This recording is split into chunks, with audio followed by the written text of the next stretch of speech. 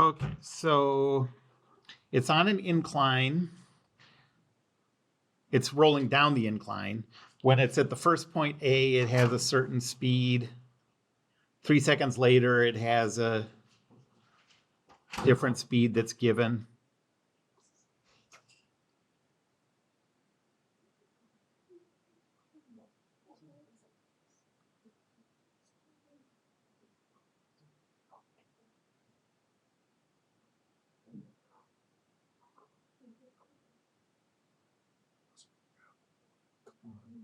Okay.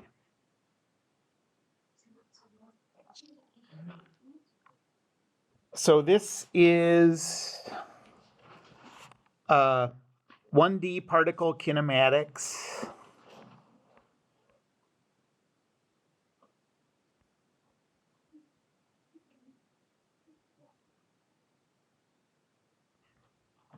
Number 6.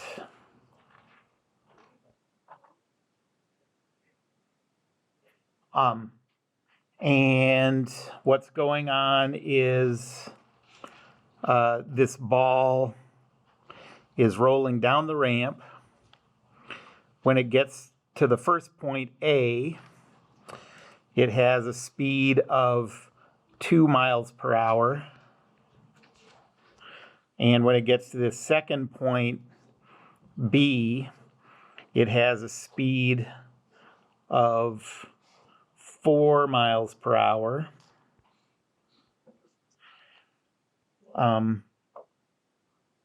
And it takes 3 seconds to get from, so the elapsed time is 3 seconds.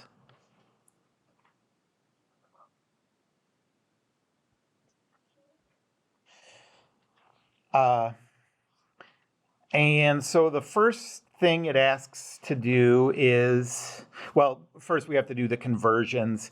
So right now you can't do a problem like this if your units don't match. So you could do it in distance of miles, time in hours, except this is in seconds. So you either have to convert the hours to seconds or the seconds to hours. And we might as well do miles to meters while we're at it to put it in SI units. So start with 2 miles per hour. 1 mile is 1609.344 meters.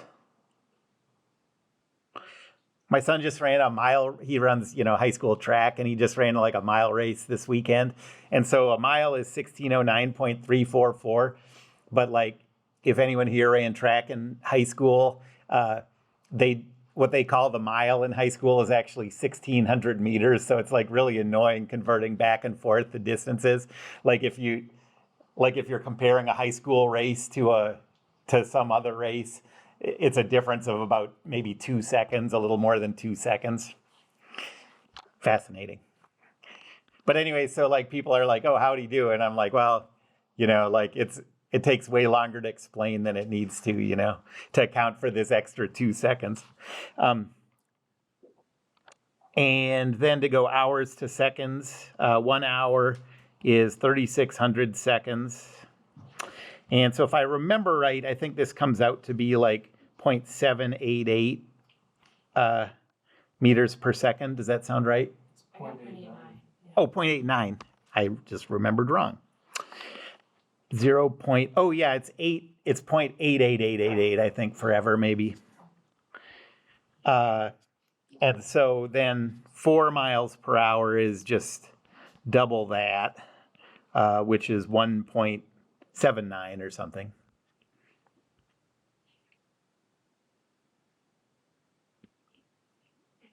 And then it says, so we're going to sketch a position versus time graph of this motion with the 0 position chosen at A and the positive direction down the ramp. Okay, so we're going to start, so I'm going to call this my 0. This is positive. that means this is negative. Well,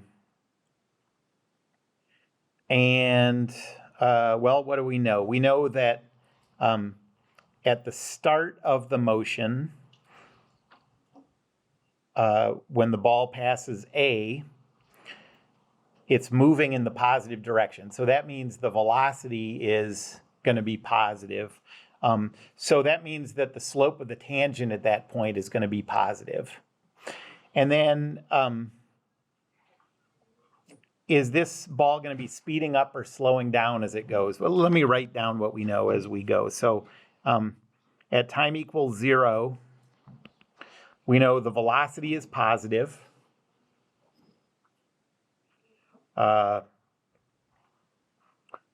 What do we know about the acceleration?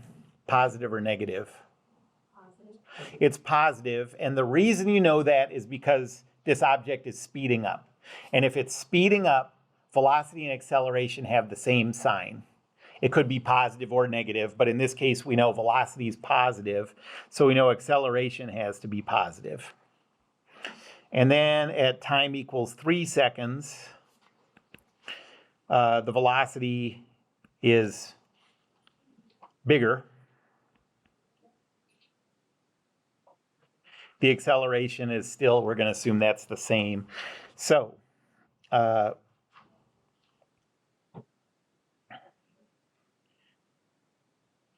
time equals 0 also, I didn't write this before, but we're assuming we know that the position is equal to 0 because we're at that point A.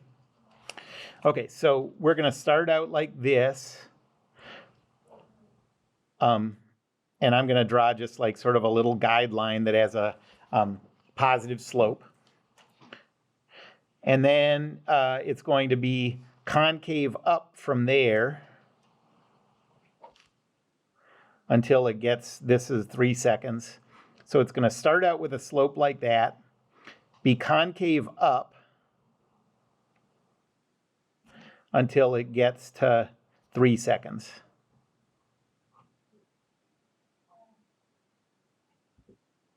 Okay. We don't know yet what the final position is going to be. We have to calculate that later. But the graph is going to look something like that. And you can figure all of that out based on the direction it's moving, the position at time equals 0, and whether it's speeding up or slowing down. And in lab this week, we're going to do a ton of this kind of stuff. All right, so now it says calculate the position at time 3 seconds. Okay. We've already made our choices of the 0 position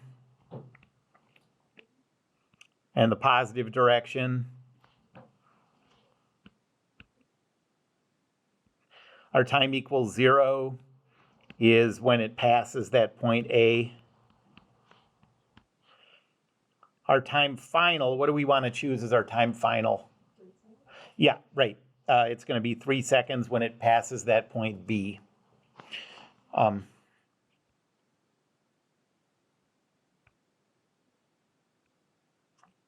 And so now we can think about what variables we know and want to find. And I'll just go through in the same order that I do on every one of these. So time final, we know that that's equal to 3 seconds. Acceleration, we don't know that. If we can get away without it, then that would be fine. Although all three of our constant acceleration equations have acceleration in it. So if you don't know the acceleration and you're not trying to find it, then automatically you're going to have to do that fourth step where you solve for acceleration first and then go back. Okay, so initial position. What's the position when time is equal to 0? 0, yep. Final position is what we're trying to calculate. Do we know the velocity at time equals 0? Yeah. And I'm going to write the positive here because we know it's moving in the positive direction. And do we know the velocity at time final at 3 seconds? Yep. So this is positive 1.79. This one is 0.89. Sorry, 1.79. Okay. Well, so let's look at one of these equations just to see how we know that this works or doesn't work.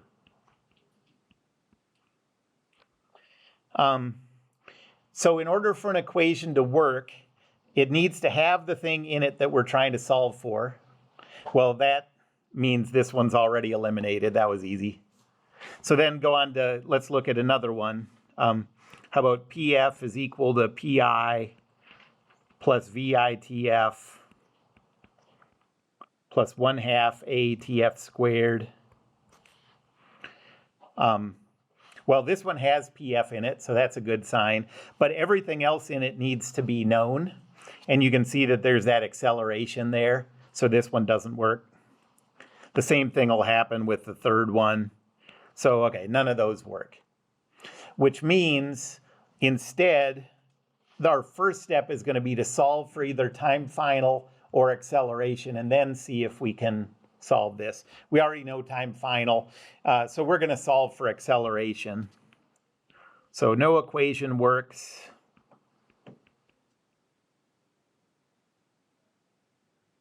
So we'll see if we can solve for acceleration first.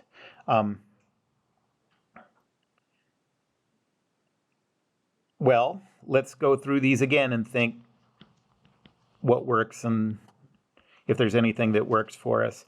We're trying to find A. So first, it has to have A in it.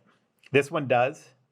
And then second, we need everything else in the equation to be known. VF is known, VI is known, and TF is known. So this one will work. So 1.79 is equal to 0.89 plus A times 3. I'll just write that as 3A. Subtract 0.89 from both sides, and you get 0.89. Well, it really would come out to be 0.90, but that's round off error. And that's equal to 3A. And so A is equal to 0.30 meters per second squared. Any questions about that calculation? Okay, well, that's not what we were asked for, so we're not done here. Now we know acceleration, and now that's one more thing that, you know, you can think of putting this into the column of stuff we know. And now we'll try again to see what equation works.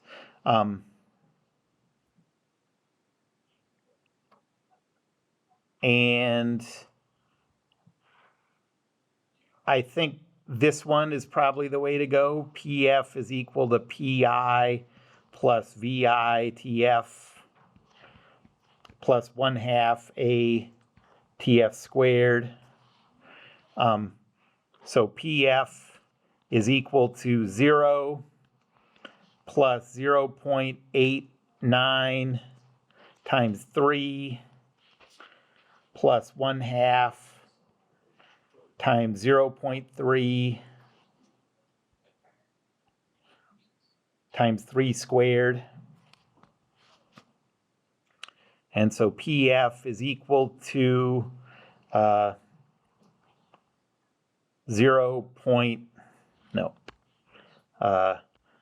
2.67, right?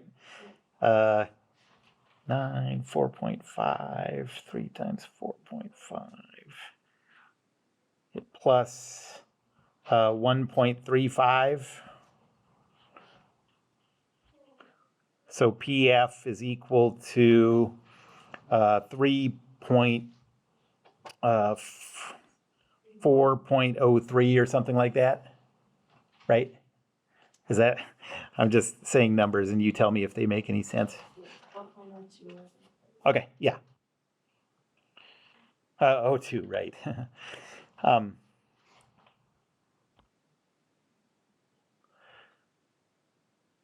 Any questions about that approach, the thought process, anything like that? And then the next one, the next part of that problem, it says now choose different zero positions and stuff like that. So this time 0 is at B, positive direction is up the ramp. I guess I'll do this a little quicker now because it's kind of the same process, but it changes a few things. So now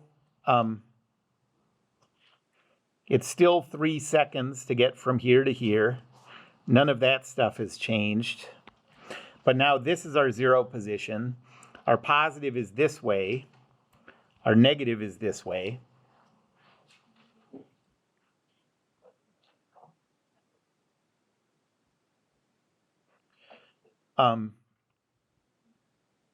And so at time equals 0 now, we don't know the position. The velocity, remember, is the speed with the direction added on. This time, the direction that it's moving is negative, okay?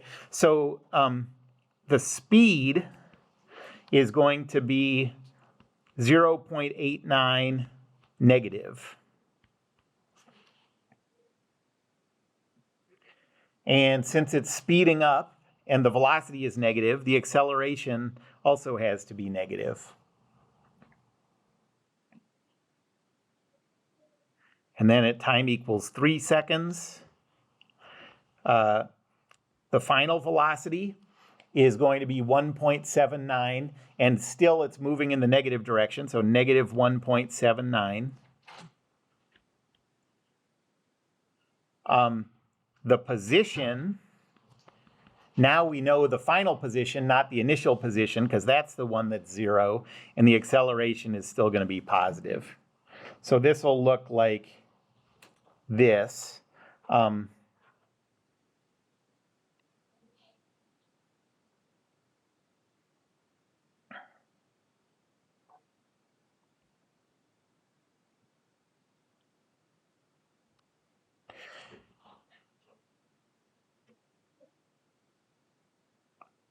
Okay, so 1, 2, 3 seconds.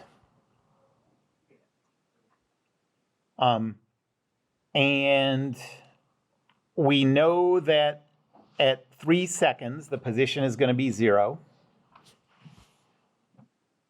And we know that the slope is going to be negative.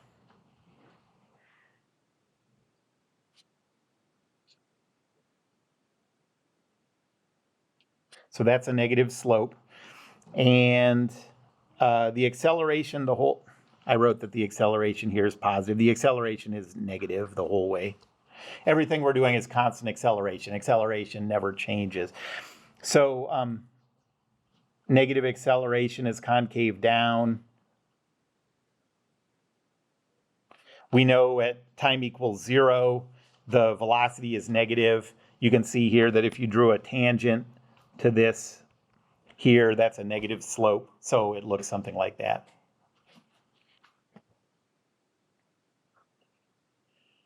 To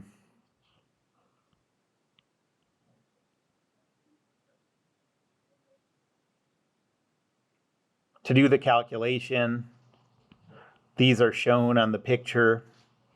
Time equals 0 is still going to be when it passes A. Time final is going to be 3 seconds when it passes B.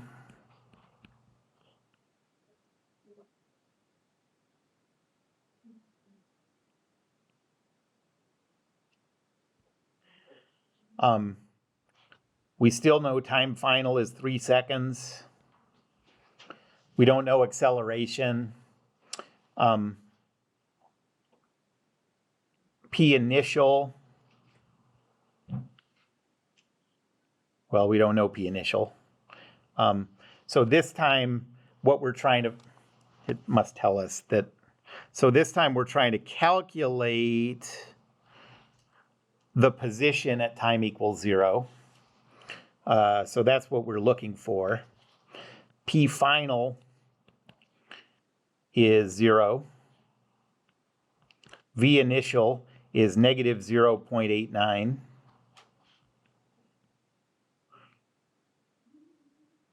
V final is negative 1.79. And now you have like kind of the same sort of stuff. You don't know acceleration, so you have to calculate acceleration first.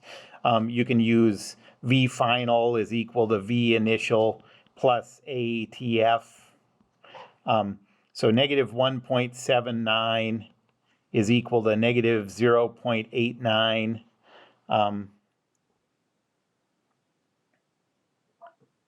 Plus 3A. And so you get 0.90 negative is equal to 3A. And so A is equal to negative 0.30 meters per second squared. I mean, the funny thing is the motion didn't change, but our acceleration that we calculated changed from positive to negative. That's because we changed what the meanings of the two directions were. If you think in terms of directions, in our first part, we calculated that it was accelerating down the ramp. And in the second, I guess that was in the second one. And in the second one, we calculated also that it was down the ramp. It was just different whether it was positive or negative. Okay.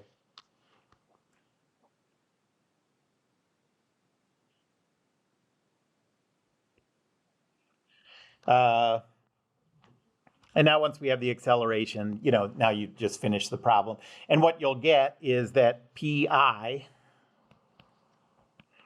is equal to 4.02 meters positive. And what that says is, given that this is what we're calling 0, and positive is up the ramp now, the position is 4.02 meters this way, which makes sense.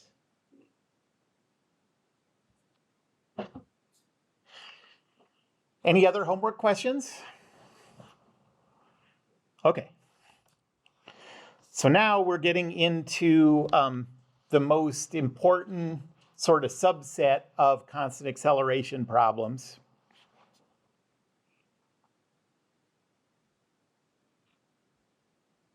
So the most important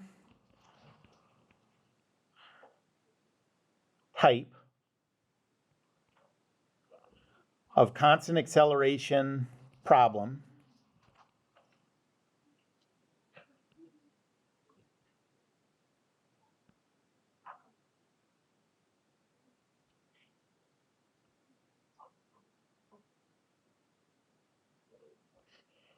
is free fall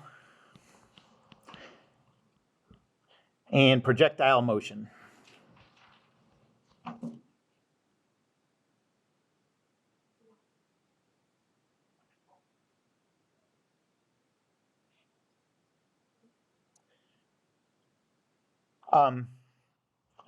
And for free fall and projectile motion, if the effect of air resistance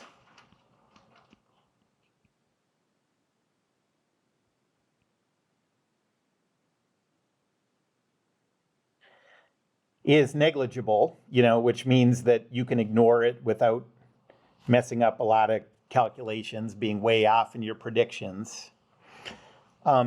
Any object that's in free fall or projectile motion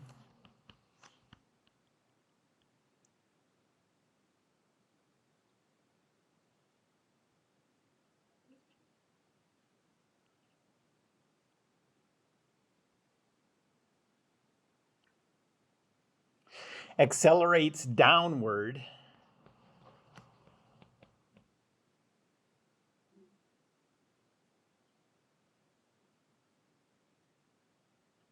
with an acceleration of 9.81 meters per second squared.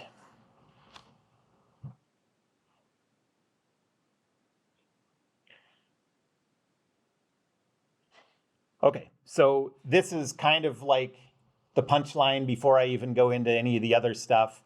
If you're dealing with something where air resistance doesn't make too big a difference on its motion, the thing is not touching any other objects, then it's accelerating downward at 9.81 meters per second squared. I mean, that's only at, the surface of the Earth. If you get farther away from the Earth, like a satellite or something, that'll be affected a little bit by the distance from the Earth. If you're on a different planet or the moon or something, that acceleration is different, but this is what it is on the surface of the Earth. It depends on a few things. Distance of the Earth is one of them. So it would make sense to ask yourself, like, how much of a difference does the height above sea level make in determining this acceleration? Like, if you throw a ball as far as you can up into the air, is that far enough away to change this acceleration a little bit? Not really. Even at the top of Mount Everest, so the highest point that you can reach and still be on Earth, the difference, it goes from about 9.806 meters per second squared at sea level to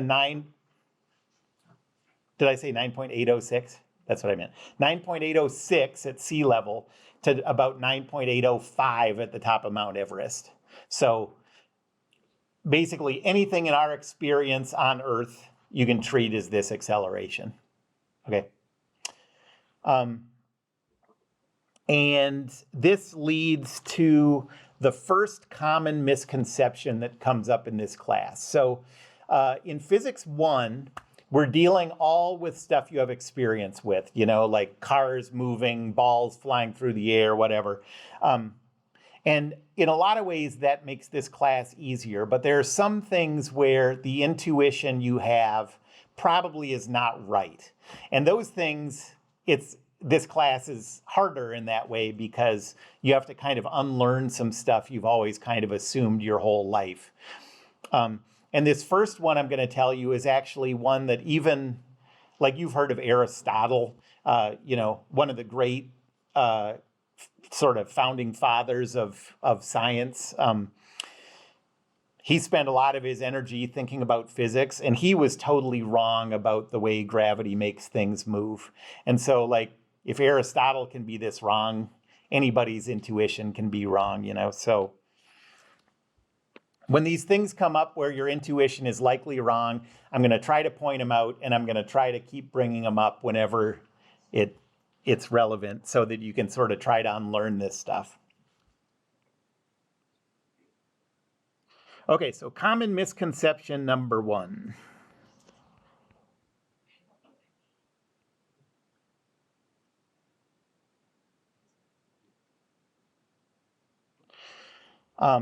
It's often believed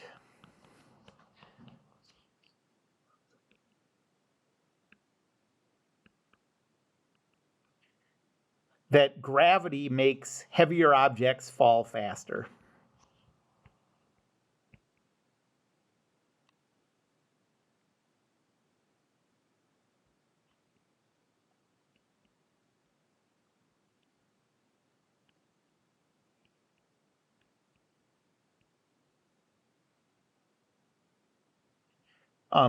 What's actually going on is gravity makes all things fall exactly the same.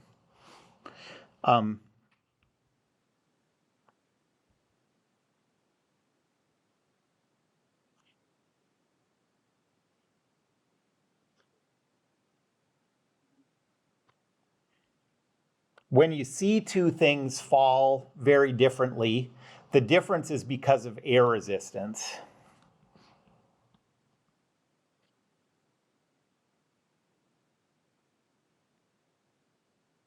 So when there is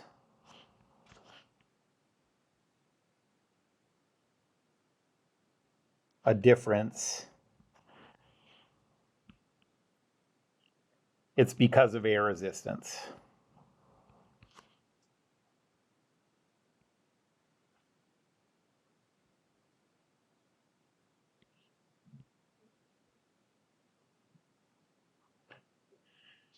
Okay, so if you drop a rock and a balloon, the rock falls faster. It's going much faster when it hits the ground. It gets to the ground sooner. But those differences are entirely because air resistance affects the balloon more than it affects the motion of the rock. So I'm going to show a video now where this is really cool. So it's this physicist. He goes to this building that they use for aerospace testing and stuff. And this building, this giant facility, they have the ability to suck all of the, he'll say, you know, not quite all of the air, but essentially all of the air out of this building. And so they go from having, you know, air is made up of molecules. So you can think of air as tiny, tiny little rubber balls bouncing around, you know. And before they pull the air out, he says there's some number of tons of these little rubber balls. That's the mass of all the air that's in there. And they suck it out to the point that there's only like a couple of grams left. Just like one rubber ball over there, one rubber ball over there, you know, that kind of thing. And so then they drop a bowling ball and a feather at the same time. They do it before they suck out the air, and exactly what you would expect happens. The bowling ball smashes down to the ground, the feather flutters down slower. Yes? The same experiment on the moon, there's actual version of that. Yes. The nice thing about this video, that's right. On the moon, they did it with a feather and a hammer. And you can see, since there's no atmosphere on the moon, you can see the two things fall at the same time. But it's grainy video because it's old and whatever. This is really nice, clear video. And after they suck the air out, they drop the two things and they fall just side by side the whole way. And the feather doesn't flutter or anything because there's no air molecules to make it flutter. They just fall straight down and bounce off the ground. So that's what we're going to watch. So after that, you're going to believe me that it's air resistance that does this and not gravity itself.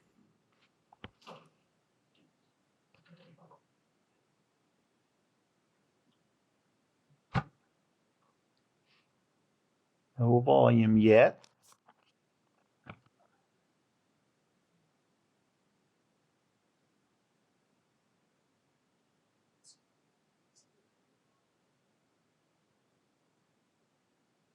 So 30 tons of air in that thing until there's 2 grams of air left. So it has trouble getting those last few molecules, but that's pretty amazing. Can anyone tell me whether there's air or not air in this thing at the current time? There's air. There's air, because that guy is in there and he's alive. And also, the amount of air in there is what creates the air pressure, by the way. So like when you fly in an airplane, the reason your ears pop and stuff is there's not as much air in the plane as there is when you're on the ground. They do pressurize it.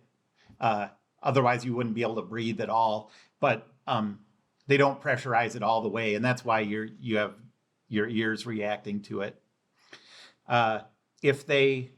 If he was in there and they rapidly went from all the air in there to all the air vacuumed out, this is gross, but he would explode because every body cavity is pressurized to atmospheric pressure. And it's in a constant like push and pull, just push and push really, with the air pressure on the outside. And so if all of a sudden there's no pressure on the outside and there's still the same pressure on the inside, what's on the inside rapidly wins this pushing contest, and boom. And very gross stuff happens like that sometimes in professional commercial diving type situations where they have people pressurized at really high pressures. And if they accidentally expose those people to regular pressures at the wrong time, apparently, like in many cases, when mistakes, accidents happen, there are no human remains really to be found. There's just sort of goo. Yeah.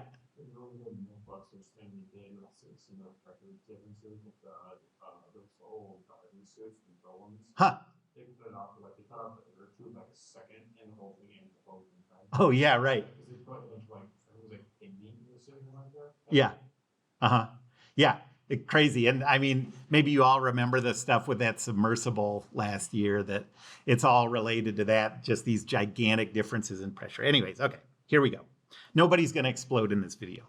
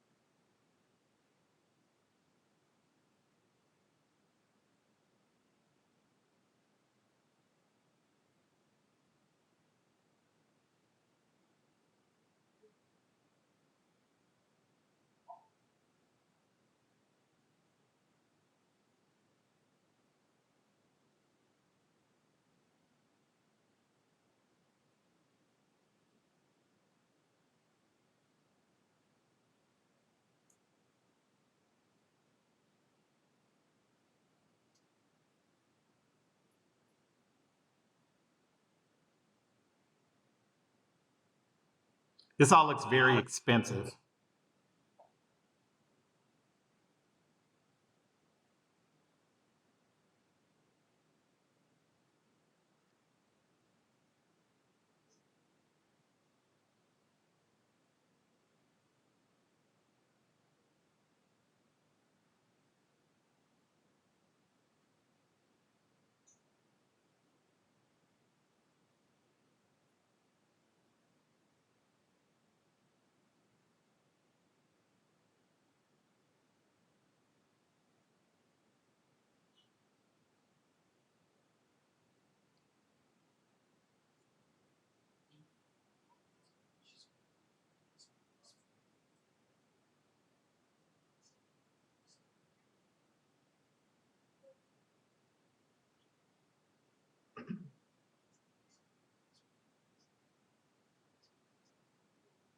That's obviously slow motion, but you can see there's no ripple, no anything. There's no difference in their relative positions.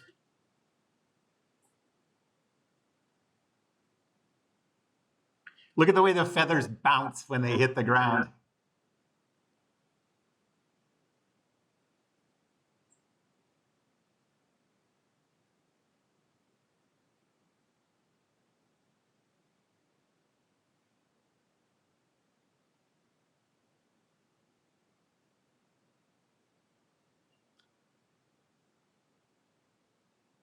Isn't that cool? You're like, it's all right.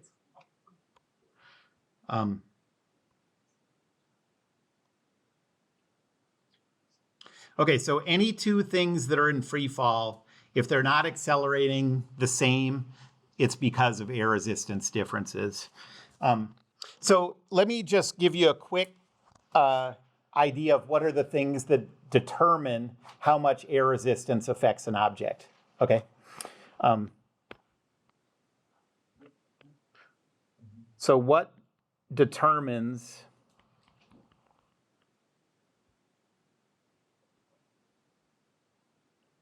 the air resistance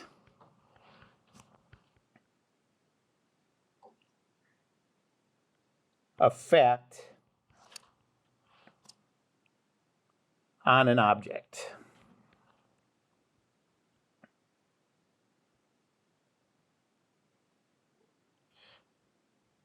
The first thing is mass.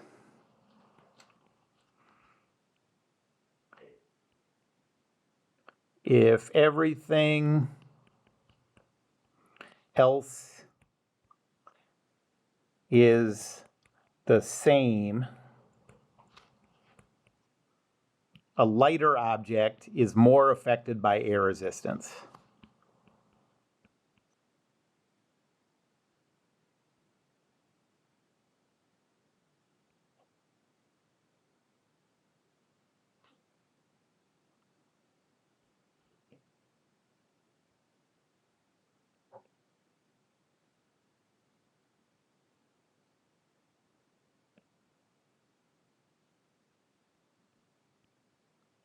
So think of like a pinball, like a metal pinball versus a ping pong ball.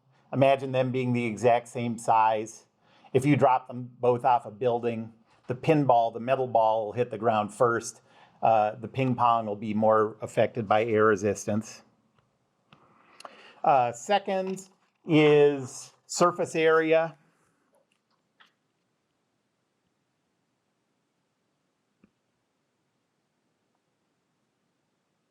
So I'm going to abbreviate this.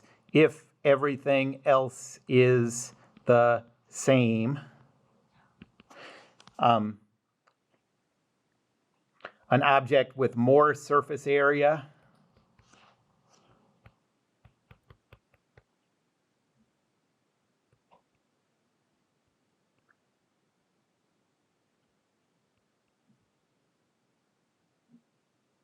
is more affected by air resistance.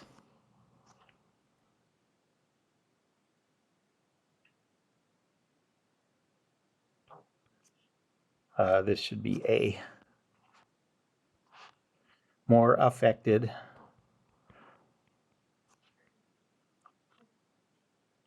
by air resistance. Think of like a parachute. That's sort of how a parachute does its thing. It's not that a parachute is super light or anything that keeps people from falling at 9.8 meters per second squared. It's just the expanse of it. Yes? Would a good comparison be like the hand fans, like where you can unfold them? Yeah. Yep, exactly. So, right, if you're trying to create wind, you're trying to move air, and fans like that are designed to move air. Yep. And so that means that if you were trying to get it moving at 100 miles an hour, there'd be a ton of air resistance on it.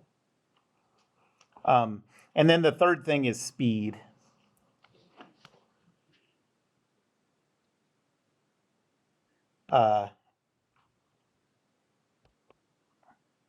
If everything else is the same, a faster object is more affected by air resistance.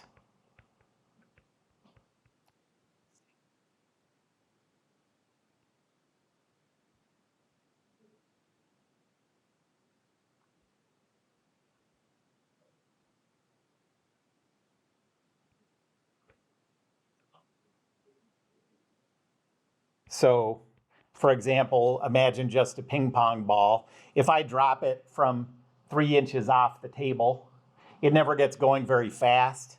So even though it's light and has a big surface area compared to its mass and all that, if you measured its acceleration, it would be pretty close to 9.81 meters per second squared. But if you dropped it off a building, it would very quickly get up to a speed where air resistance was affecting it a ton. Because it'll get going faster. And once it gets going faster, that effect is more important.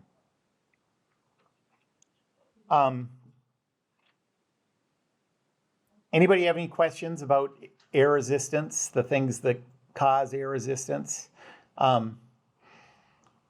Okay, so if there's no air resistance, any object that's not touching something else is accelerating down at 9.81 meters per second squared. In other words, if they pulled the air out of that thing and turned on a helicopter, its rotors wouldn't do anything. The only reason that a helicopter can fly is because of the connection, the relationship between the rotors and the air. And actually, like in big mountain climbing things, they sometimes have big accidents on Mount Everest and high mountains. And you sort of wonder, like,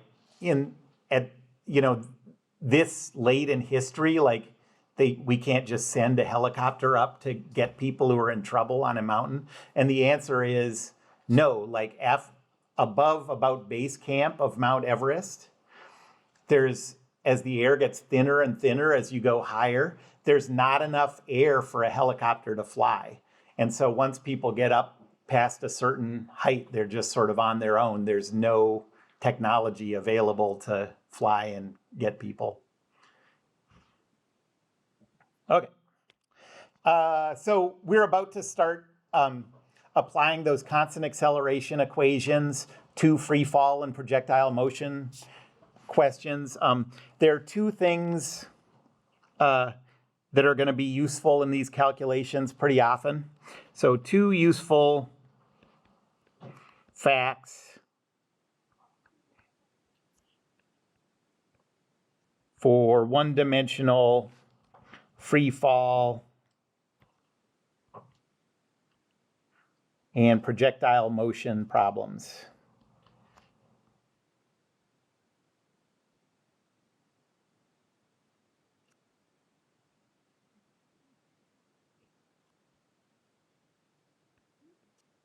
The first one is if an object is dropped, so it's not launched or thrown or anything, if it's just dropped,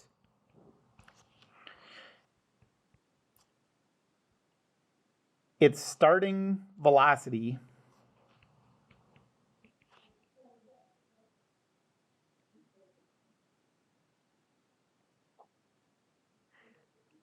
is the same as whatever it's dropped from.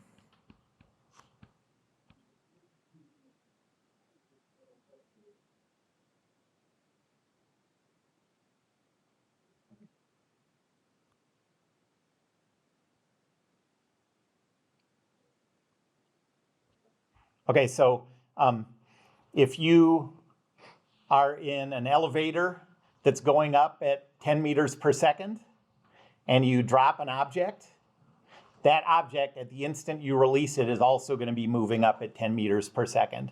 It won't look like it to you because you'll be moving up at that speed too. So to you, it'll look like it starts at rest and falls. Yes?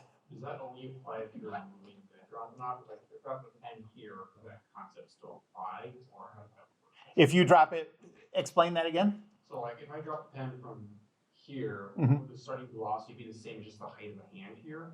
The starting velocity will be, it totally applies. So like if you drop something from here, its starting velocity is 0 because you're at 0 velocity. Okay. But then the acceleration will make it start to speed up.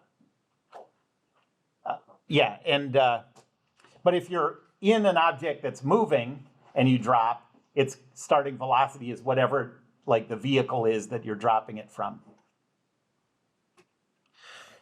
And the second thing that's going to be useful is if an object is launched upward,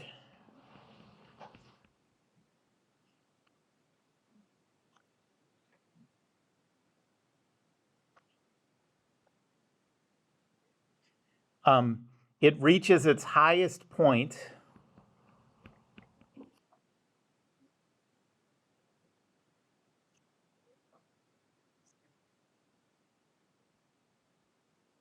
when its velocity is 0.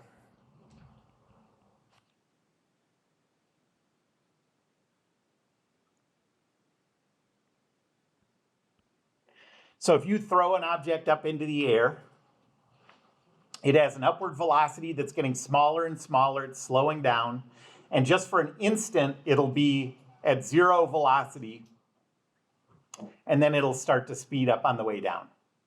Okay, so whenever we see a problem that talks about the highest point of an object that's been launched up into the air, we know we're going to use the fact that the velocity is 0 at that instant. Okay. Okay, well, let's start doing some example problems.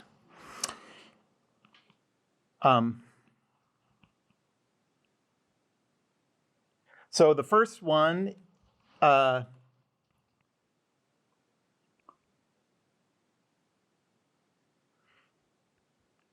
going to estimate how high this bridge is. So imagine you're going over a bridge and you don't know the height of it.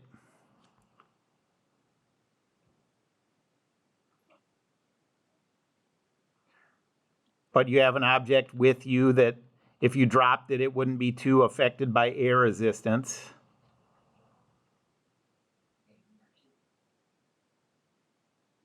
This is you on a bridge.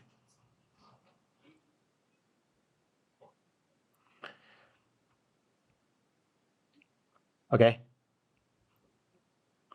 And so, you know, you have a rock or something, marble, and you have a stopwatch.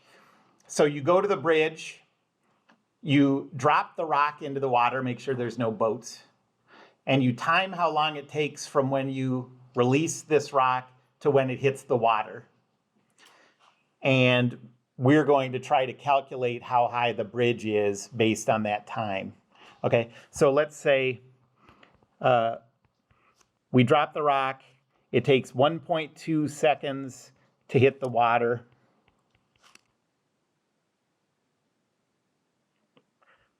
How high is the bridge?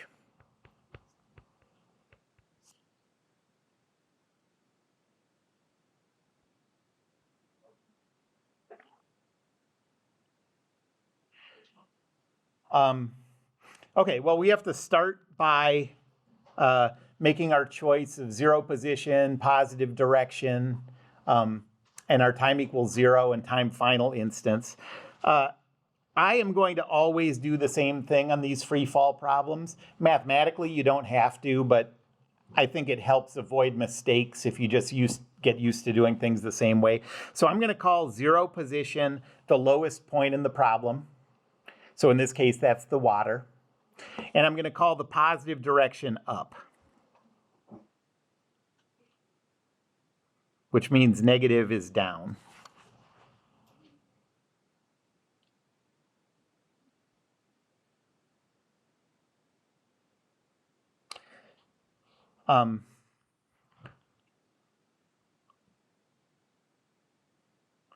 So these two are shown. And now we have to choose an instant that we're going to call time equals 0, like the instant when we, in this case, I mean, it really is explicitly when you turn on the stopwatch and when you turn off the stopwatch. So time equals 0, what instant are we going to choose for that? Yeah, that's like the instant it's released. And then time final. Yep. So the instant that it hits the water.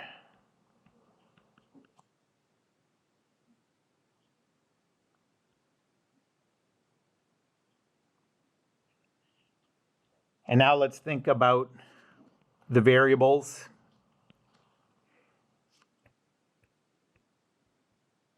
Do we know the value of time final? That's right. So that's what we read off the stopwatch. Time final is 1.2 seconds. Do we know the acceleration? In any free fall or projectile motion problem we do. So acceleration is, okay, so it's 9.81 meters per second squared down. Is down positive or negative the way I've chosen it? Negative, so this is going to be negative 9.81 meter per second squared. Do we know the position at time equals 0? 0. Right. It's going to be zero position at time final. If we would have put the zero position at the top of the bridge, then it would be zero here. But for now, we don't know that. But that's what we're trying to find, is the height of the object at time equals zero. And what's the position at time final? Zero. That one's zero, yep. Okay, now for the velocities. Do we know the velocity at time equals zero?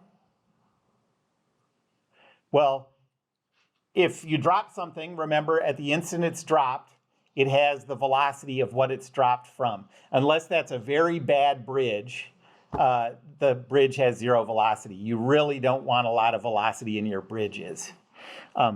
So VI is zero. And do we know the velocity at time final?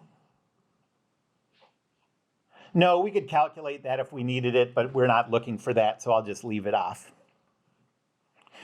Okay, so now we're just looking for an equation that has P initial and everything else in it shows up here. And it looks like the one that'll work is this one.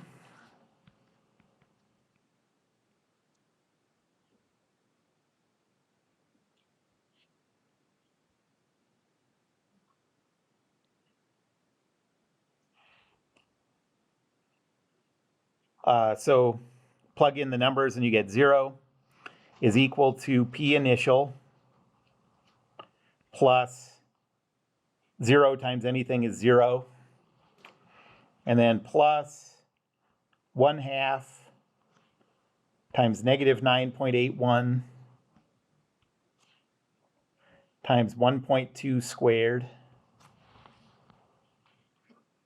So 0 is equal to PI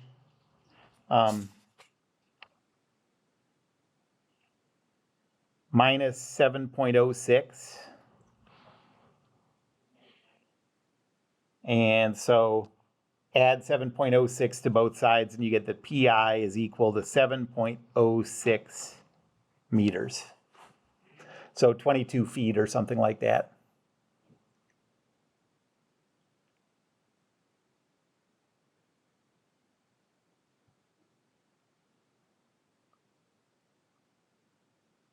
Okay, well, now let's say that you forgot to be careful about whether somebody is in a boat underneath when you drop it, you know? So you want to do a quick calculation to see how much legal trouble you're in if this hits someone. So the question is how fast, or let's say what's the velocity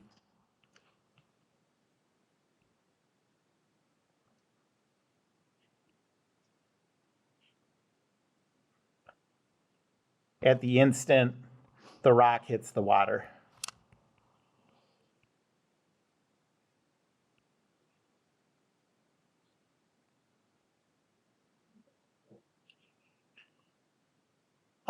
Is there any reason to do this problem that we have to change our time equals 0 or time final?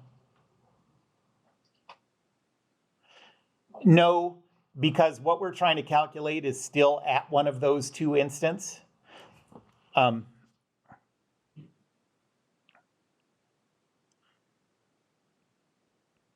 So we want something at one of our two previous instants.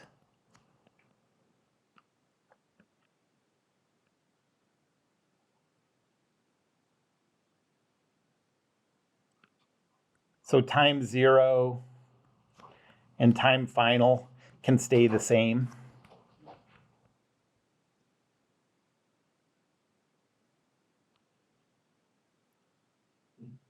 Well, if they can stay the same, then anything you knew before stays the same.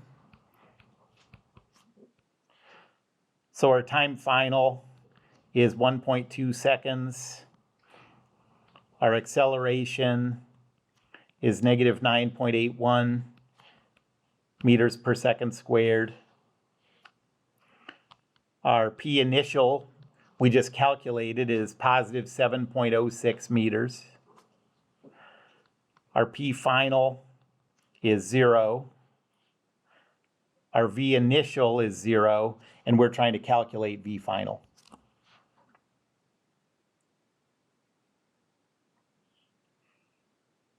So let's try this equation.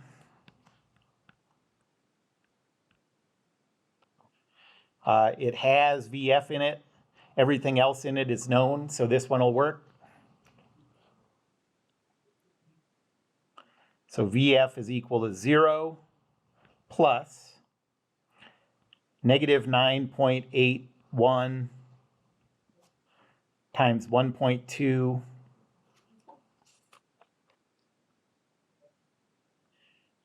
and we get that VF is equal to negative 11.77 meters per second.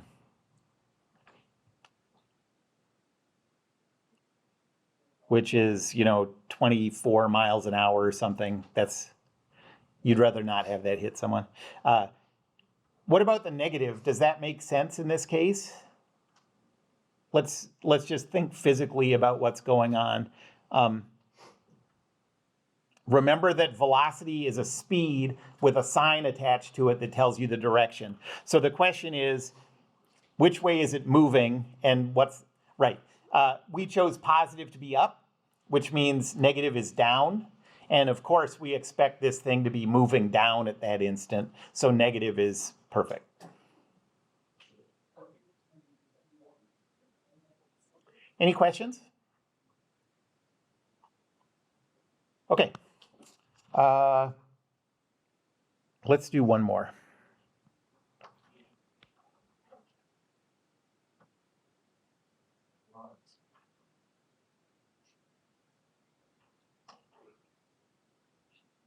Okay, so let's say that a ball is thrown straight up into the air.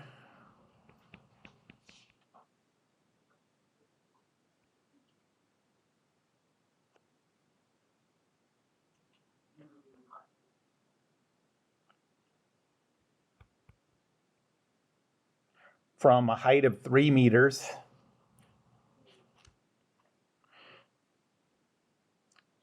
With an initial speed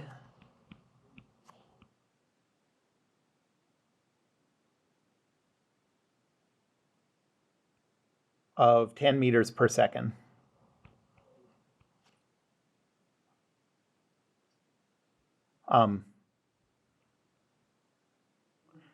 How high is the ball at the highest point it reaches?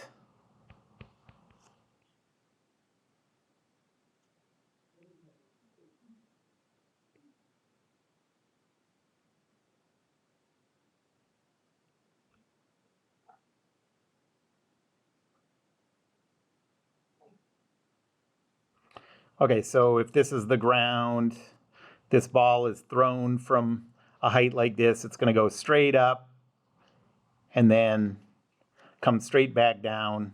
And we want to know if this is 3 meters, we want to know what this height is.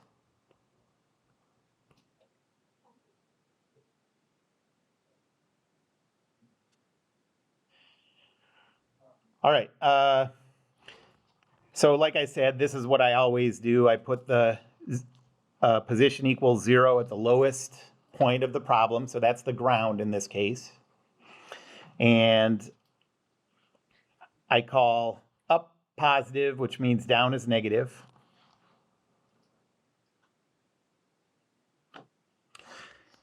And now we have to choose a time equals 0 and a time final instant. What do you want to choose at time equals 0? As time equals 0? Yep.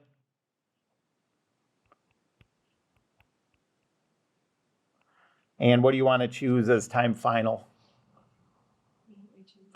Yep, the instant it reaches the highest point. And I said, anytime you have a problem that asks about the highest point something travels, or really any time it even mentions the highest point something travels, there's one fact that you know you're going to use. Do you remember what that is? velocity zero? Yeah, the velocity is 0 at that instant. So at our time final, we know the velocity is going to be 0.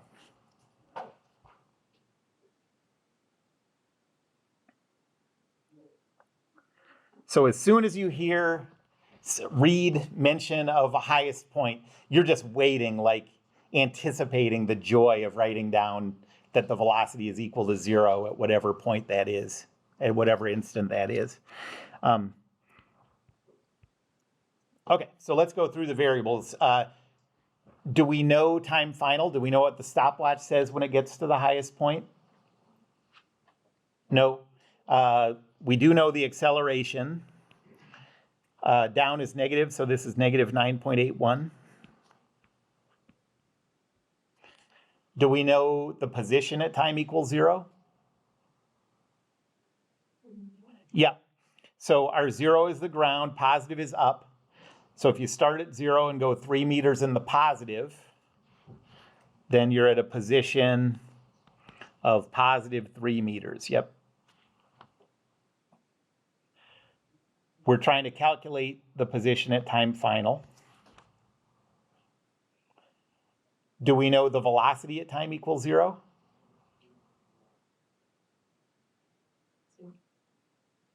No. 10. Yep. And so I think the best way to think of this is the speed is 10 meters per second. Now think about the direction. It's up, which is positive, so yeah, positive 10. And now after all this waiting, we finally get to write it. What's V final? Yay.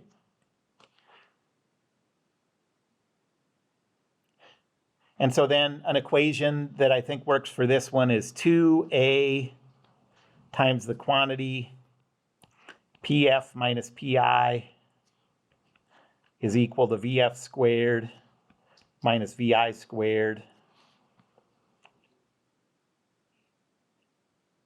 See if it'll work. It has PF.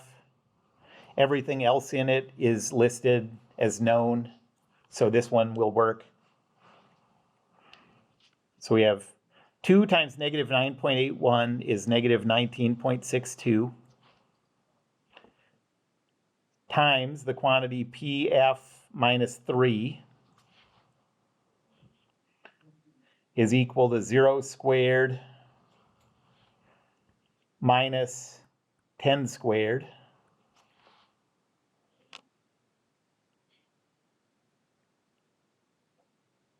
So negative 19.62 times PF minus 3 is equal to negative 100.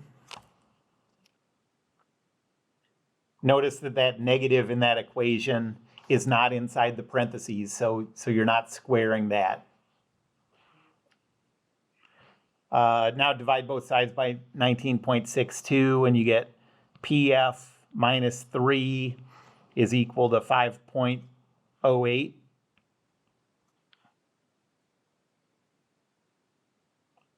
And now add 3 to both sides and you get PF is equal to 8.08 meters.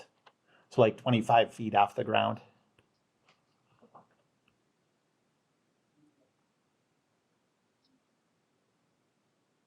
Any questions about that? Okay, let's stop there, and next time on Wednesday, I'll give you a couple problems, let you work together and, see if you can work your way through this stuff, and then I'll go through answers and you can compare. All right.